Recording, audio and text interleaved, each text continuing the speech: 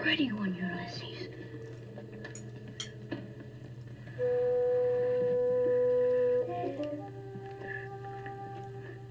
There it is. Hello BookTube, I'm Sean the Book Maniac. Welcome back to my channel. Here I am with another Vlogmas video, a mini book haul. I'm doing short videos during the weekdays unless I have time to edit longer ones, and as Doris helpfully noted, shorter videos are better during Vlogmas anyway because everybody's got so many goddamn videos to watch. So I'm going to do 5 book haul. I've got probably 30 books to haul. No, I have no idea. I haven't counted, but I've been buying books like crazy. It's ridiculous. And next week, one of my classes, they always give me a $100 gift certificate, which I use at the bookstore. So there's going to be more and more. So 5 books only. Here goes. This is a Canadian novel, a Quebec novel translated from French. Songs for the Cold of Heart by Eric Dupont. Translated by Peter McCambridge. This is a chunkster, published this year in English. About 2012 in French, if I remember correctly. Yep. And I'd never heard of Eric Dupont, but this book has been nominated for a couple literary awards in Canada, and it's been getting a lot of buzz or attention. Because I consider it to have been attention and not buzz, I'm more interested in it. It's been compared to John Irving and Gabriel Garcia Marquez. And I'm going to be buddying this with an old friend. I don't know if she wants me to use her name. I will ask her when I see her at Christmas. But I bought it for that buddy read. I don't know exactly when. If the spirit moves me, it might be really soon. But otherwise, it might be a... I don't know. Yeah, I don't know. But I'm looking forward to it. And here is the opening. I haven't even looked at the opening. Years before her mother bundled her onto a coach bound for New York City in a December blizzard, Madeleine Lamontagne had been a little girl who loved Easter bunnies, Christmas trees, and the stories told by her dad, Louis Lamontagne. Nothing out of the ordinary there. After all, everyone loved to hear Louis the Horse Lamontagne's tall tales. Before television, his stories were the best way to pass the time in Rivière du Loup.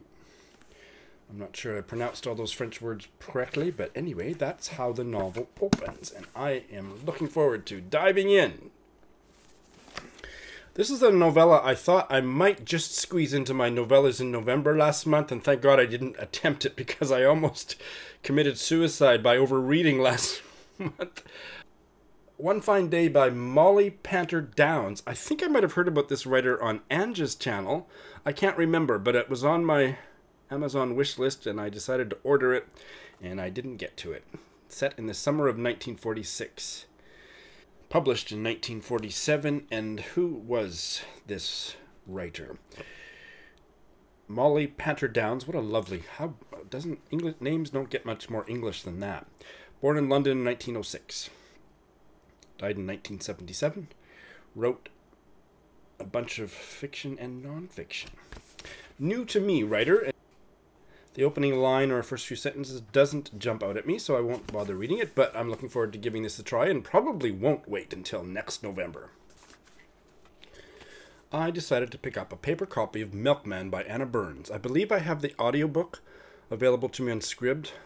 The last time I checked I did, and I decided I'd like to do an audio-text combo. This was the Man Booker Prize winner. And the more I hear about it, the more I think it might be a Sean book. But I'm going to give it a try sometime, and I will let you know. This is from Northern Ireland, right? It's had decidedly mixed reviews, but I think it might be the kind of difficult... I just heard Peg talking on her channel today about Mark Nash's video, which I haven't seen, so I want to go back and listen to it. About experimental fiction. No, was it a video or was it an article? I'll have to go back to listen to Peg's video, but where he decried the overuse of the term experimental novel or experimental fiction, and he said we should just say unconventional. So I think this is an unconventional novel, and people have struggled with it, and I think that an audio-text combo, from what I hear, is the way to go. Okay, this one, all you need is the first sentence. Oh my God, I didn't read it. I hadn't read it until just now. The day somebody McSomebody put a gun to my breast and called me a cat and threatened to shoot me was the same day the milkman died. Alrighty then. I think we know where the title comes from. The final two in this mini book haul are books that I read earlier in the year and loved or liked and wanted to have paper copies. So, the first one, which I liked and I need to reread before I decide how much I liked or whether I in fact will end up loving it, is Some Hell by Patrick Nathan. You can hear Eric Carl Anderson on his recent November wrap-up talked about his reaction to the novel. I did it as a buddy read with Chris of Chris Bookish Cauldron, and Chris hated the ending. I didn't love the ending, but I didn't hate it, and had other qualms about it, but mostly was really deeply affected by it. It's just the kind of book that I need to reread. A gay novel about a young male teenager who's gay coming out of the closet bit by bit, and his father commits suicide, and it's the aftermath of that, and it's really well done in so many ways. I'll just read the opening paragraph, but the opening page and a half is absolutely chilling and powerful. Here's the opening paragraph. 2 days before their father shot himself, Heather foretold her brother's death. By then, Colin was old enough to not believe her, to not fall for every lie or story. He could have rolled his eyes and left the room. He could have called her full of shit. Instead, he chose to hear it like the truth. Some Hell by Patrick Nathan. This also made Steve Donohue's list of best debut novels of 2018, which was just published today.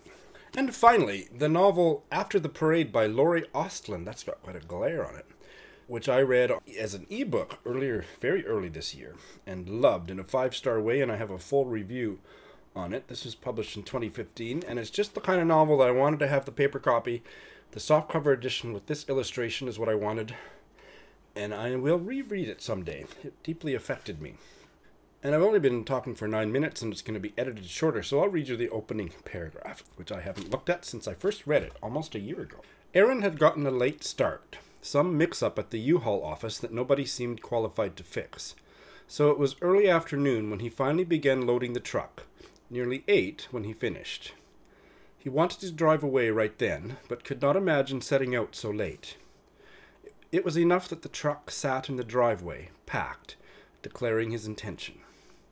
Instead, he took a walk around the neighborhood, as was his nightly habit, had been his nightly habit since he and Walter moved here 9 years earlier. He always followed the same route, designed with the neighborhood cats in mind.